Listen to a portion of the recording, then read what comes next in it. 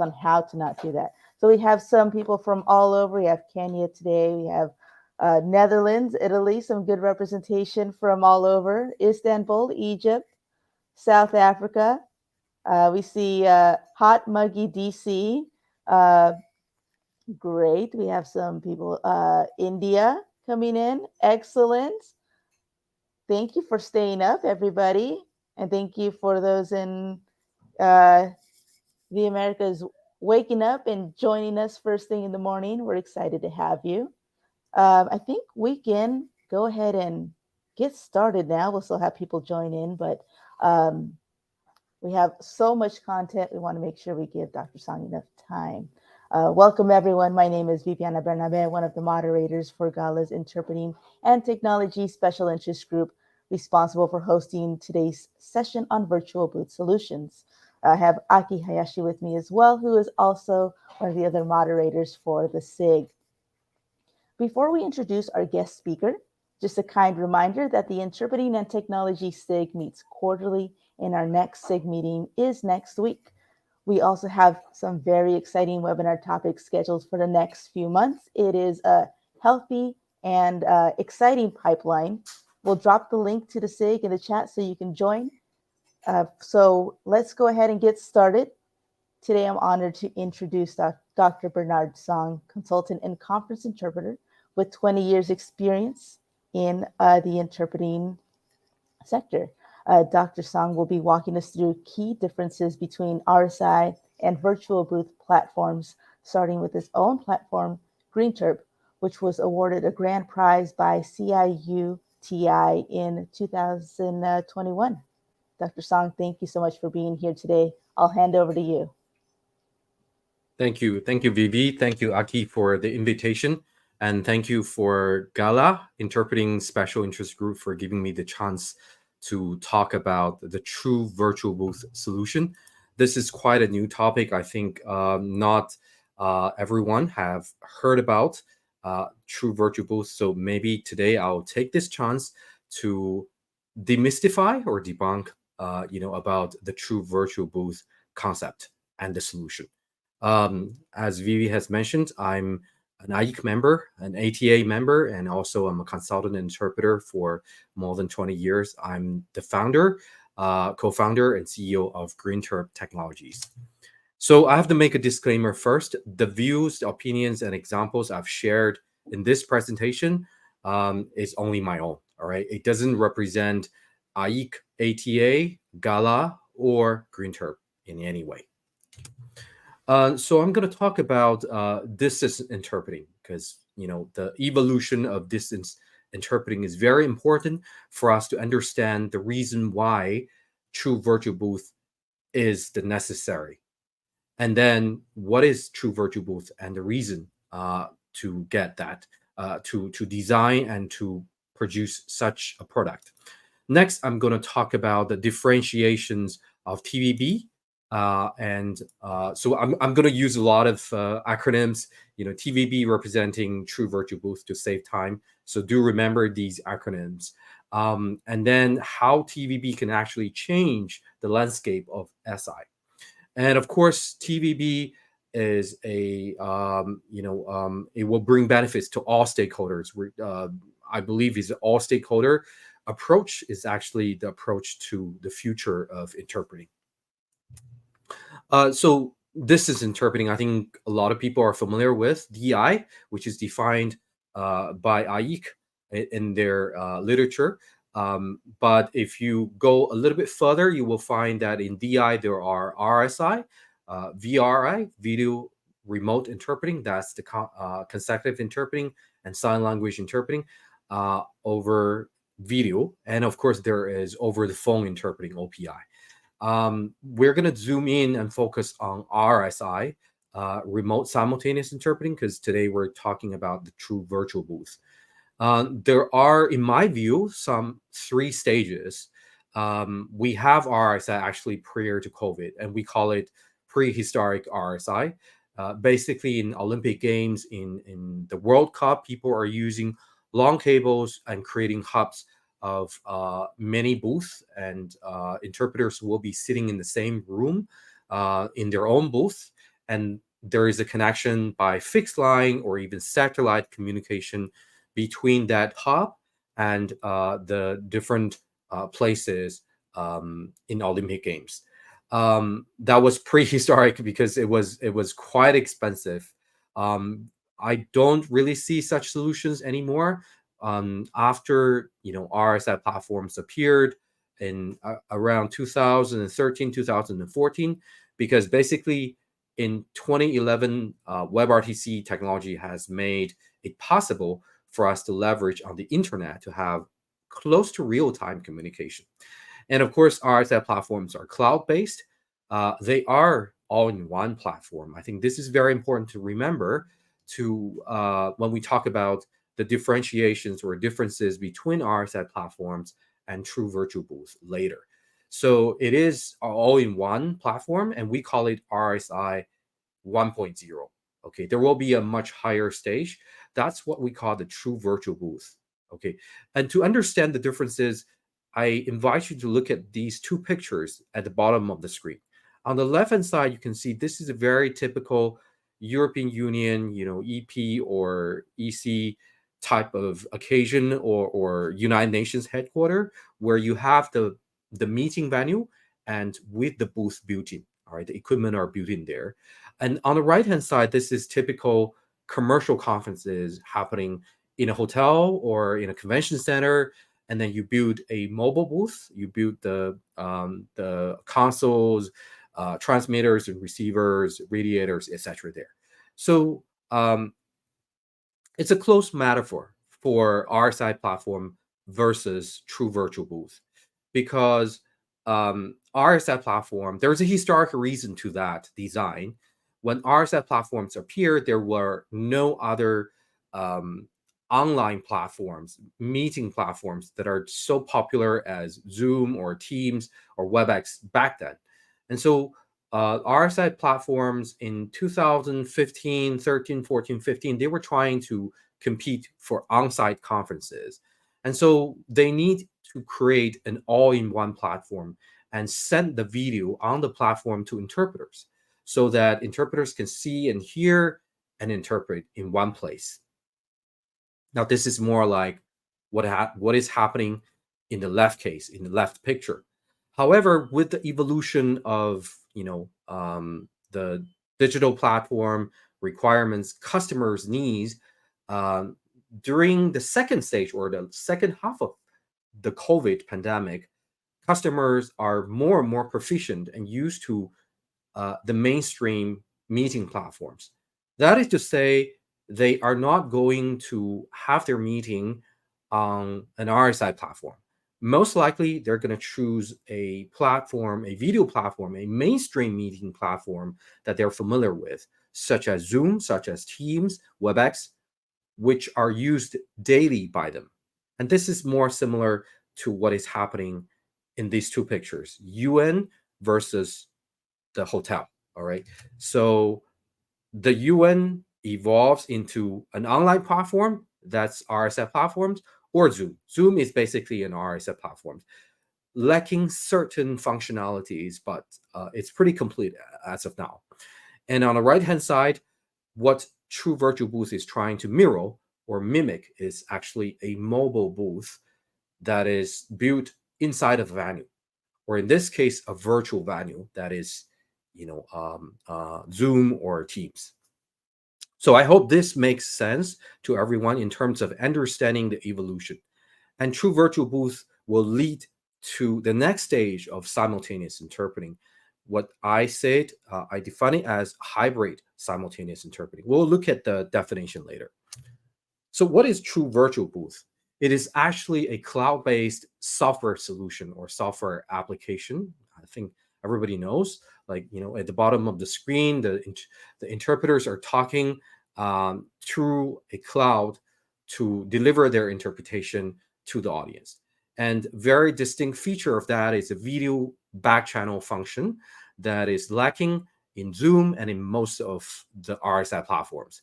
The booth partners can see, can hear, and they can hand over and text with each other. And these are just a small set of the functions. But you need to make sure that the interpreters work in true virtual booth as if they're working in the physical booth. A lot of the interpreters complain that they don't like RSI. It's basically because they're working in dark. The experience of working in RSI platforms is not comparable to working in a real physical booth where they have the contact with their partner, they can help each other. But if you provide those modalities through technology to enable them sitting at home, but in different places, but they can actually see, hear, hand over, and you don't do all kinds of interactions as if they are just next to each other, there is no way that they don't like it. Okay, there's a bunch of other benefits I don't have to mention here.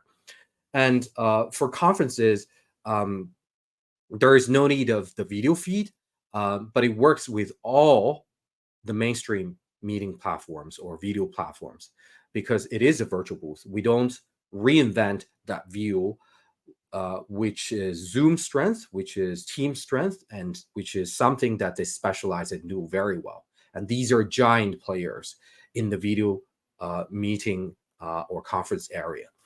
And of course, this is the foundation of the hybrid simultaneous interpreting. And when we say hybrid simultaneous interpreting, we mean interpreters are on-site or online, remotely, and they can be on-site with or without a booth. So it's really a mixed manner. So why TVB? This has to do with the transformation of the customer's demand. Nowadays, after COVID, the customers are more proficient in using the mainstream video platforms. Even COVID is over, they're almost having Zoom meetings on a daily basis. And they have their own subscription of these meeting platforms. So to them, it's cost spent. Whatever they're doing on top of that, it's already there. They don't have to spend extra money on that. And there is a demand to go green and be environmentally sustainable so that when they do on-site meetings, they would try in every way to reduce the travel. They would try to reduce using hardware. So as a result, client will choose their own conference venue. Okay, most likely a conference center, expo, hotel, or a software version of that, virtual platform. But it most likely is a mainstream meeting platform because the client have zero learning curve. Now, let me talk about the differentiation. I'm going to spend a little bit more time in here because if you don't understand this, it's very difficult for you to go one step further. Okay, on the right-hand side, I've drawn two pictures. On the top is actually a US for an online meeting not held on an RSI platform. Because as I mentioned, most of the time the customers are going to use mainstream meeting platforms for their meeting, all right, either hybrid or online. And then what happened is that the meeting is going to be injected into the RSI platform. Okay, and then below here, the bottom right picture illustrates the same meeting happening on a meeting platform. Let's say it's a Teams platform, all right, and then there was no injection of video. It is the interpreters are using a virtual booth. Okay, so the biggest difference here, as you can see, the first thing is that there is no breaching of security and privacy of the customer's meeting when you're using the true virtual booth. So let me draw it out here if you can see it clearly.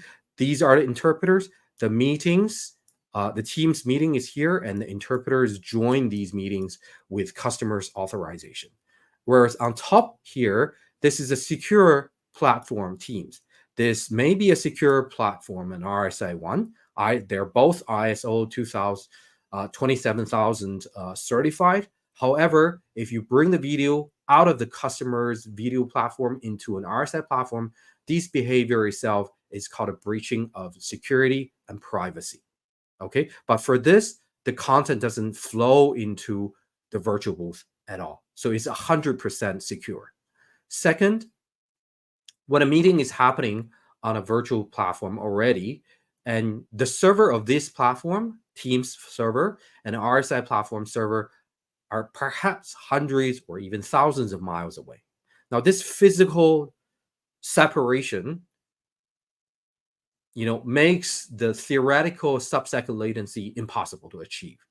This most of the time would be 1 second, 2 seconds, or even 10 seconds, 20 seconds. We've seen examples of 20 seconds of delay, and that makes simultaneous interpreting nonsense. It's not simultaneous anymore. So a lot of customers are complaining about this just because of this reason. And if you do this, this content is already compressed on Teams. That's something we can't help. All right. It's up to Zoom and Teams. But if you bring the audio and video into an RSS platform, that's what we call the second-hand compression. And a lot of input audio are toxicated through this injection, through virtual audio drivers, and interpreters will hear toxic sound, the so-called toxic sound, or compressed sound. Whereas in this case, interpreters join directly into the Teams meetings. So whatever the audience are hearing, the interpreters are hearing the same thing. Okay, so there is no second-hand compression or toxication. And of course, for interpreters to work, we complain about the working conditions not being the same because when we work remotely, we don't have access to all the background information happening in that room, whether it's an on-site room or a virtual room. When it's a virtual room, it's the chat, it's the live polls and everything. But here, the video injection only injects the video. You only see the people talking on the screen. You don't get to see the chats, the live polls, and everything. Here, the interpreters got access to everything. Okay, and by right, every booth have two interpreters, and when they join Teams, they build a natural redundancy. If there is any technical difficulty, one of them is down, the other will be able to fill in. So that gives us a very high availability if you're using true virtual booth. However, in this case, it's a single connection. The failure rate is really high. If this connection is failed, all these interpreters will go dark. And most likely, this process is done by a human operator. Okay, sometimes by a bot, but a lot of times it's by a human operator via a computer, and that gives a very high failure rate. And of course, the last thing is cost. Everybody is concerned about the cost. And let me tell you how the cost is saved by using true virtual booth, because this process takes human operator most of the time. Even if it is on-site meeting, you need a human operator. You need to do all these injection thing, manpower, bandwidth into the platform. This, no such cost. Okay, no such hassle, no such bandwidth or manpower. Now, for meetings on-site, right, there is no virtual platform. So now we're comparing about, RSI platform as the video platform versus Zoom, Teams, WebEx as the video platform to provide the video and the audio live feed. Okay, security-wise, I think you will have an answer. Functionality, quality of image and audio-wise, everyone will have an answer which one to choose, because we're talking about Zoom, WebEx, Teams being the giants, okay, of this industry.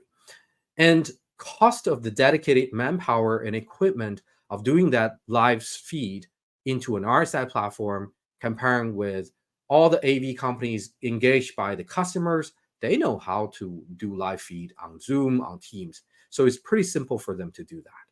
As a result, I think customers or clients can actually provide the live feed as usual, either by themselves or by their AV providers, just as if they're doing a hybrid meeting with remote attendees.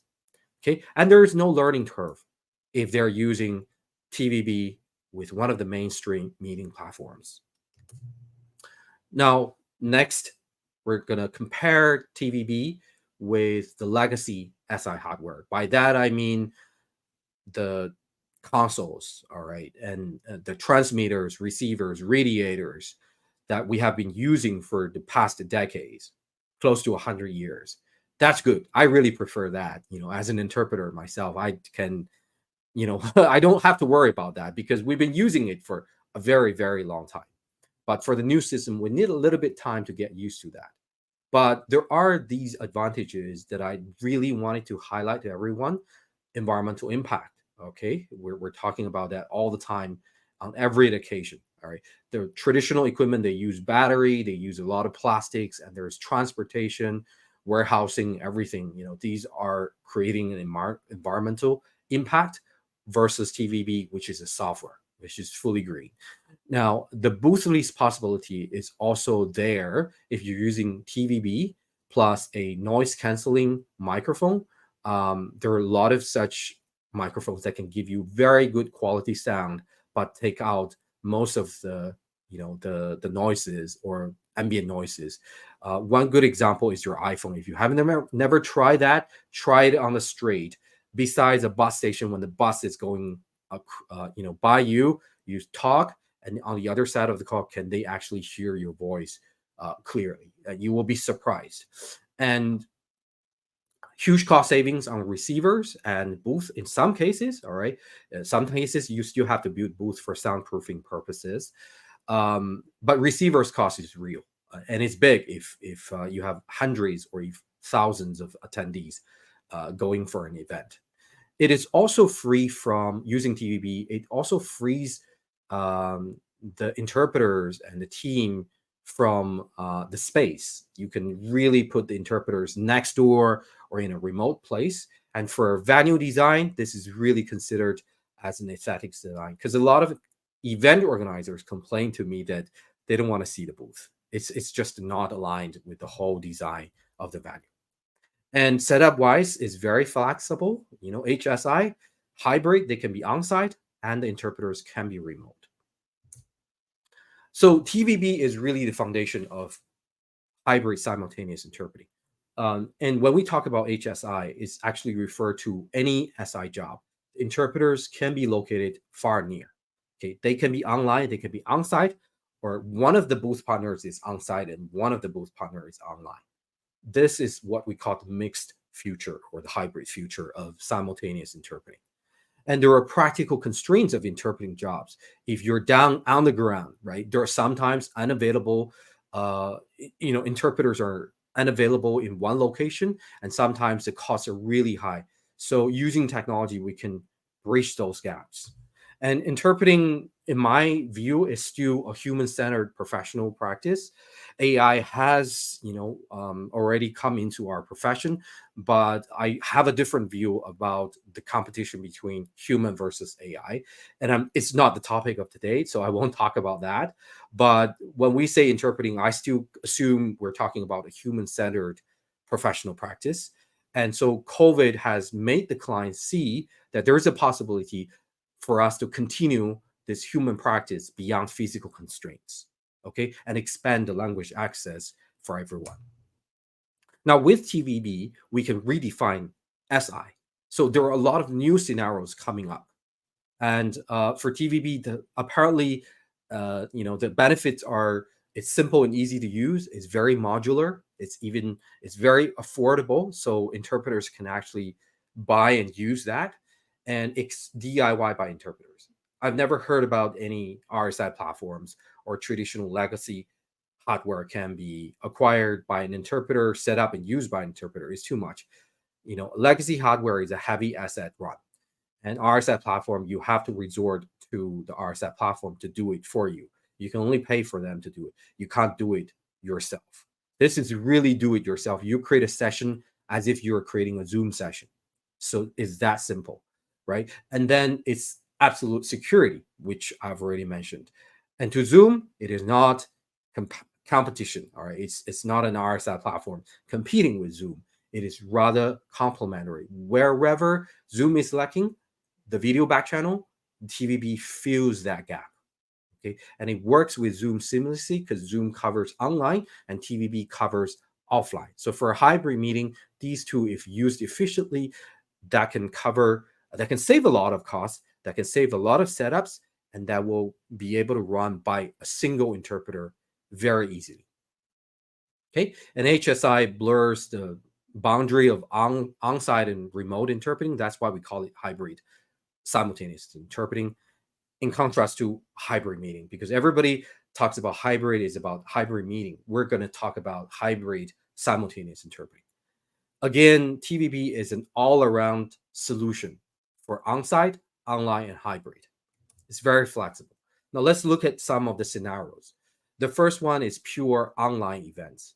I think all the speakers and attendees online, this is something people are very familiar with during COVID. All right, so now the change is that clients choose their own preferred platform at no extra cost. So that's the reality. And if the client chooses to use Zoom SI, not just the Zoom, they use Zoom SI, then TVB can serve as a back channel to help the interpreters do a better job. And sometimes can be a lifesaver when the interpreters are in the wrong channel. This is not, all the TVB, but some TVB integrated with Zoom can do this. They can change the Zoom channel. Okay. And of course, when it comes to the offline scenario, the Zoom SI cannot be used for offline, all right, for onsite, but TVB will fill in that gap. Hybrid events, as you can see in the bottom right picture, there are 2 meeting rooms. They're having an online meeting. But in each meeting room, there are participants offline, on-site, and some of them might need interpretation. So here, the interpreters can be remote or can be the client's office. It's very easy to find the next empty meeting room and place the interpreters there, and there is no need of dedicated SI equipment. And most likely it's not possible to set up. There's no space to set up, the traditional legacy SI equipment in there. So this will fit in very well that needs of this type of events or meetings. Next, we're going to talk about pure on-site events. All the speakers and attendees on-site. Are we able to use TVB? Yes. The answer is yes, positive. So we divide it into actually 2 scenarios. The first is floor plus 1. That's like 1 booth. All right. In this case, booth is optional. All right. The interpreters can be on-site if the client feels assured to have the interpreters there. So you can just give them the live feed. All right. And we're not talking about naked ear interpreting. Interpreters need the live feed. The live feed, audio feed can be done through these, audio amplifiers, X2U, or a Zoom by the client, or interpreters bring, a USB wireless microphone. These are commercially available, very affordable microphones to generate the live feed for themselves. And they use a computer or a phone as a transmitter to run the TVB. And they can use a microphone for themselves. Usually without the booth, you need noise canceling or noise reduction microphones. And for those who are old-fashioned, who want the tactile feeding, for Terp, we do have a GT console that will give you the tactile feeding, the volume, the incoming, outgoing channels, microphone, etc. So this is really a pocket-size console. You can fit it in your shirt pocket. For the next, you have N languages, maybe 2-3 languages, or 2-3 booths on site. For soundproofing purposes, we do advise, booths to be set up. If there is no relay, you can still use this as a way to bring the live feed to the interpreters into the booth. If you do have relay, then you can actually leverage on Zoom as an input. Okay, so next one is something very new. All right, these are expanded scenarios of SI. We do use tour guide systems or Pana guide systems or Bidu systems for a lot of moving around scenarios, pop-up meetings, corporate visits. Now here, you don't have to depend on that. The good news is TV, if they can work on a computer, they can work on a mobile phone as well. You just need the USB wireless microphone to create the live feed so that interpreters don't have to go naked ear, but it's really up to the interpreters. And you can use these mobile phones as a very good transmitter. So, for guided tours like this, for on-site meetings, interpreters can just use a phone to transmit interpretation. And for pop-up meetings like this, if you place a camera and a computer there to capture the whole thing, together with the microphone feed, remote interpreters is very much possible. And the cost of creating this is really low. Everybody can do that, actually. And next, I'm going to talk about the bigger part, the benefits. All right, the benefits for all the stakeholders, and because that's basically the reason why we would choose to use TVB or other alternatives. Now, for interpreters, it's very apparent they can use TVB as a back channel. All right, I gave an example of GD booth. All right, because I only have access to Terp's GD booth, and this is forever free. Okay, you can use this for your Zoom meeting if you're doing Zoom SI, Okay, it will support you to do a better job as interpreter with your booth partner. You can see, hear, collaborate, and there are a lot of cool functions. And you can have 3 interpreters handing over in the booth in a shake head manner. So you no longer have to, be afraid of like passing over and nobody is like tapping shoulder and nobody is there to take it up from you, or you're working in the darkness. You don't know where your partner is or whether he's there waiting for you to hand over or not. This will not happen in our case. So it's basically mimicking all the experience you have in a physical booth as an interpreter. And of course, interpreters do have the ability to offer the whole solution to the client as a pocket booth, right? This is really the easiest way to provide a whole solution. You bring it everywhere with you, and you can run the whole event, the whole team, of interpreters. It can be several booths, and you can provide it to your client in this way. And this can follow the client. This can allow interpreters to follow the client anywhere they go. Okay. In the past, your clients love you. All right. They love you. So they use you in your city. But when they travel abroad, when they have another event in another country, they will get some interpreters there, some translation agency there to work for them because it's practical concerns. They can't afford to fly you over, although they love you, really. the travel expense is sometimes a paramount. And for interpreters, now you don't have to lose that part of the deal, right? And you also save your precious time from traveling. Use that for rest, use that for other jobs. It's a win-win for both parties. Benefits to LSP, language service providers, or consultant interpreters. This is something I think a lot of attendees here are language service providers or consultant interpreters. It's very, very clear to you because this will provide you the easiest way with the lowest total cost ownership to complete your vertical integration. Okay. In the past, before COVID, when you offer a solution, you can't just offer interpreters alone in most of the market in the world. You have to offer the equipment as well. And a lot of LSPs do not own that equipment because it's heavy asset running operation. It's very difficult. Now with this, at least for certain events, you're able to provide a whole solution in an easiest way with the lowest TCO. And of course, like I said, mentioned just now, you can serve the same client across different geographies when they move around, and you don't have to send local staff or your own staff to travel there, because using TVB, you really need no local staff on site there. It's just that simple. SI equipment providers, I think a lot here.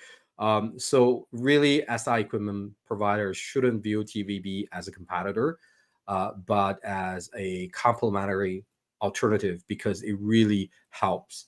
All right. First, it broadens your portfolio of offerings to the clients who have ESG needs, language access, etc., and cost efficiency.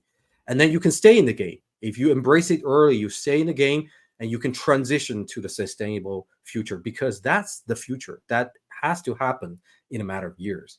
And also, there are huge cost savings and manpower and logistics. You don't have to send you guys to go running around to different venues and set up and dismantle, and do there. And at the same time, you don't sacrifice your bottom line margins. Sometimes you do have more margins to make comparing with traditional equipment. It's really at your hand to decide. And now you can serve more customers with less manpower needed, because sometimes your manpower can multi-thread, multitask for many assignments using TVB. But for on-site assignments using traditional legacy hardware, sorry, you can't like using one manpower to manage 2 events. That's just simply impossible. Okay. And then service capacity expansion. By that, I mean, if you serve large scale events, thousands of audience, they need receivers in the past, and you don't have that, you probably have to give it up, or you have to acquire, buy, or borrow, rent, import. There are a lot of trouble with that. Now the scaling is so easy with TVB. You just extend the number of audience.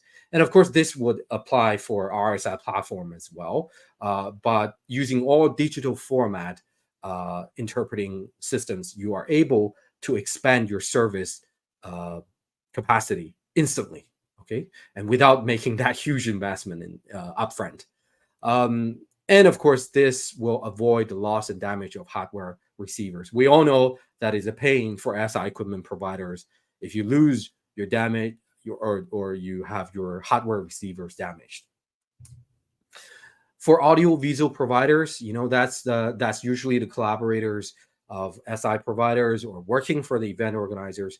I think this is a chance to leverage on your existing technical expertise, because for the past 3 years, every audiovisual provider is doing virtual meetings. All right. Otherwise, they can't survive today. And so this is actually a chance for them to broaden their offering by offering, the interpreting system to their client, and it will generate more revenue with the low cost ownership. And there is really no CAPEX or even OPEX to consider in this case. For event organizers, the benefits are really apparent. Huge cost savings. I don't have to say that again. Space savings, okay? And beautiful, all right? If you have a smaller meeting room, you don't have to consider setting up the booth with this solution. And you will not have something that is not aligned with overall venue design. You don't have to worry about the logistics, move in, move out, set up, dismantle. You don't have to worry about the hassle of distributing, collecting the receivers. If there's any damage to the receiver or loss of the receiver, is usually like $300, $400 per unit. It's too much, right? For the end customers, the benefits are really, really apparent too, because they got to choose their preferred interpreters. They love some interpreters, or they choose some of the past interpreters they work with. Now they are able to. They don't have to be blocked out by certain platforms. And sometimes these interpreters only have 1 day and they have an overseas job. If you fly them, they don't have the time. Now you don't have to fly them, and you just leverage on that specific day or a slot of their time, and you can actually beam them in onto the venue and work for you, okay, without flying them in. So cost savings. And this is really a greener option of having your meetings with interpretation. It demonstrated ESG efforts for end clients, and there are less carbon footprints. And of course, it will provide you broader language access with the same cost. Now you can hire more interpreters, you can give more options of languages to your audience and participants. Okay, this is, we're coming to a conclusion. I'm a little bit fast today. And that gives us more time for the Q&A and discussion. Now, this conclusion may be debatable, but I think that's just my opinion. I welcome all the opinions, and we can have a discussion about it. In my view, I believe that SI system is undergoing an evolution. COVID has expedited, but it's not the end. All right, it's just the intermediate stage, and it will move on to the next stage, which is true virtual booth. That will replace the SI hardware to a large extent, whether it's online, on-site, or hybrid. Okay, it's just a matter of years. It will take time, but it's a matter of years before we see that day coming. And RSI platform will still find its place. Okay, but it's as an intermediate stage. It will find its place, but the footprint, I think, at the end of the day, will shrink to a very smaller one. So that's about it. Agree, disagree. I welcome all your opinions, your views, and questions. And this is my contact. You can scan a QR code to get my contact details. Yeah, I'm done here. So I'd like to hear about comments and questions.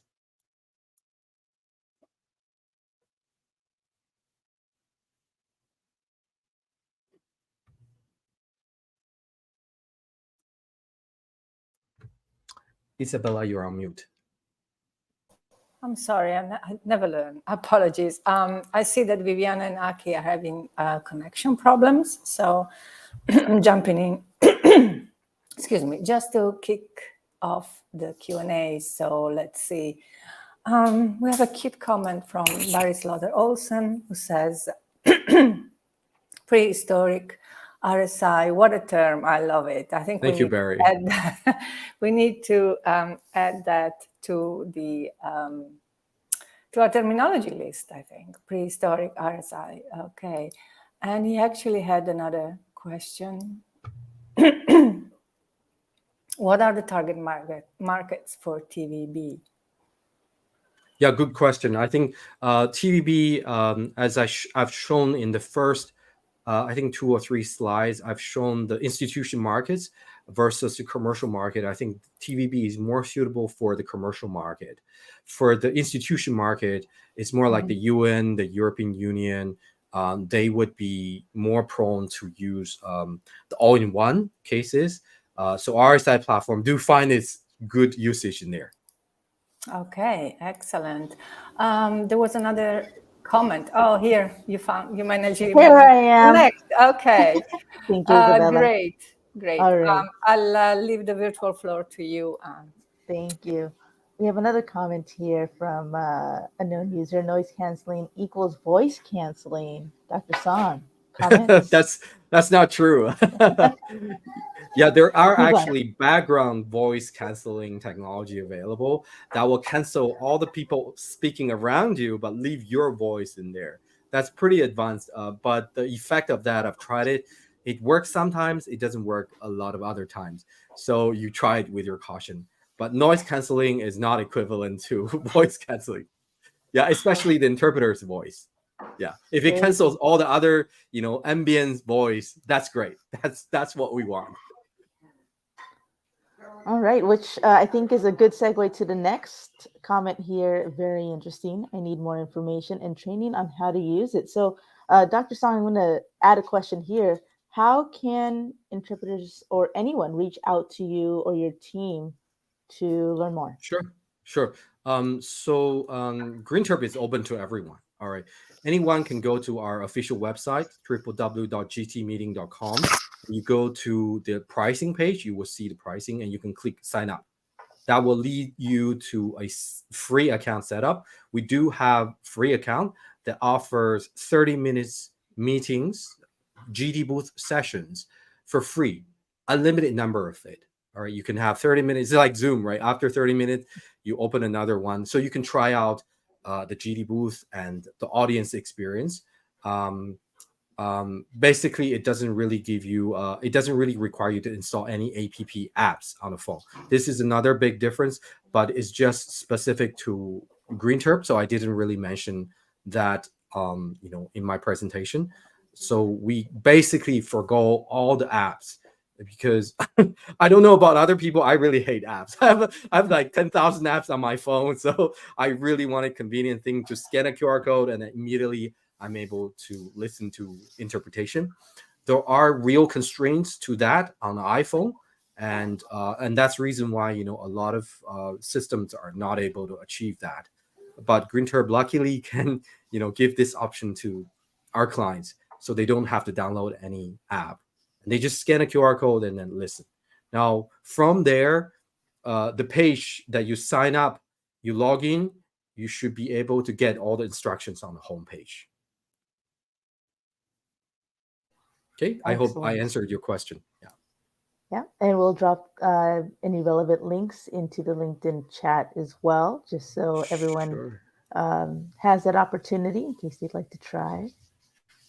All right, we'll give everyone another minute or two. I'll drop it into, Wonderful. I'll drop it into the private chat, so I don't know how. Okay, we have one more. An ASR enhanced CAI integration into the virtual booth would be useful, though. Ooh, this is getting into the AI discussions. We have some fun discussions coming up actually on Kai tools and general other integrations. But did you want to speak on this? Is this on the roadmap for you? Yeah, I love to. I mean, my talk is about a true virtual booth, not about the AI part. But as I mentioned briefly, Green Terp has a different view on AI. And we believe the ultimate game is not about human versus AI. There are certain aspects that human can never win over AI.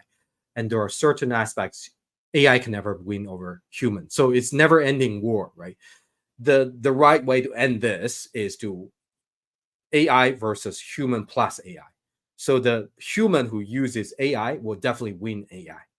So that's how we look at this problem.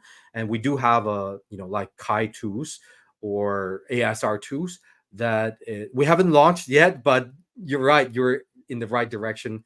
We do have a tool which is in the beta stage. Hopefully very soon we'll announce that for usage. And it will help the interpreters. Okay, we will have to serve the interpreters in the first place, and then we will consider how to serve the customers, the end clients. By the end of the day, we will not want AI replacing human. Definitely not. Definitely not.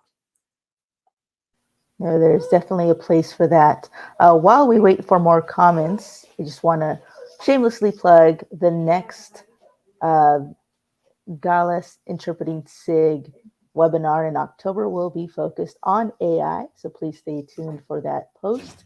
Make sure you're joining, and please bring more questions. We'll give everyone here another minute or two in case anyone is still typing. I'm sure we have so many curious minds furiously typing away in the comments. Anything else that you want to add, Dr. Song, before we start to wrap up here? Yeah, thank you very much, for the opportunity for this talk. I know I've gone through the content very quickly. I may not be able to expand into the details, but do feel free to, contact me on LinkedIn, or scan this QR code so you have my personal contacts. WhatsApp, you can reach out to me. I'd love to talk, discuss about the technology solutions. I'm the geek, in the interpreting community. So I use a lot of technology in my life, especially in my work in interpreting. To be honest, we started using AI since 2018. So all my team, the interpreters that are working with me, we have been using AI to improve our performance since 2018. We're very used to that, and we already passed that curve. There's a famous curve of using AI. We're already way past over the peak, and we're very proficient in using that. So we know where we are. We know what is helpful for the interpreters to use it, and we also know the business model. A lot of the business models of AI is a paid model, and for interpreters to start getting on that journey, paying for the fees, is just not helping. A lot of us will try, and if we need to pay, we'll stop using it. We have a lot of advice on how to use that, how to get started for free, and the tool we're planning to roll out is actually for free. So this will really enhance the interpreter's usage of AI. So you don't lose out. All right, if you don't use AI, you want to fight as a human interpreter with AI, because AI develops much faster than us, right? But if we use AI to fight against AI, we have a much better chance. It is definitely a work with and not work against scenario. I think we have one more question here, and then we can wrap up. Have you conducted any experiments in real scenarios? I'm not sure if we can expand on that question. I won't call them experiments. They are real events. We've done like every week, almost on a daily basis, large events, small events, using TVB. All the scenarios I've described to you, they're real scenarios, real events we're using every day. The large events have 3,000 people, 5 days, 24 interpreters. Smaller events are just, maybe 3-5 people, using that as a BDU. So we've actually done all the events. It's not an experiment. You can subscribe to GreenTerp's YouTube channel, and there are a lot of such videos available there for you to take a look. It's public videos. So if you have any doubt, go there, take a look at the real videos. These are actual events. Excellent. Thank you so much, Dr. Song, and thank you so much, everyone, for your time. Before we wrap up, we'll give you, I just want to add one more comment. A reminder that the next Interpreting and Technology SIG is next week. We also have some updates on the Safe AI Task Force initiative. And of course, I am sure though there will be additional updates outside of the SIG, but for a preview, join us next week. We'll drop again. I believe that's already been added into the comments. If you're interested in joining or participating, if you want to contribute to any future webinars, please reach out to the SIG group. You can reach out to Aki, to myself, and we'll make sure that you get on the calendar. Dr. Song, any last comments from your end? I think that's all. That's all for me. I really hope that this can be a good reference for everyone. I would like to open doors. This can be a good teaser for more and more people to join, to develop true virtual booth, and to contribute to our whole community of interpreting. And once again, thank you, Vivi and Aki, for hosting, and also Isabella for hosting this web.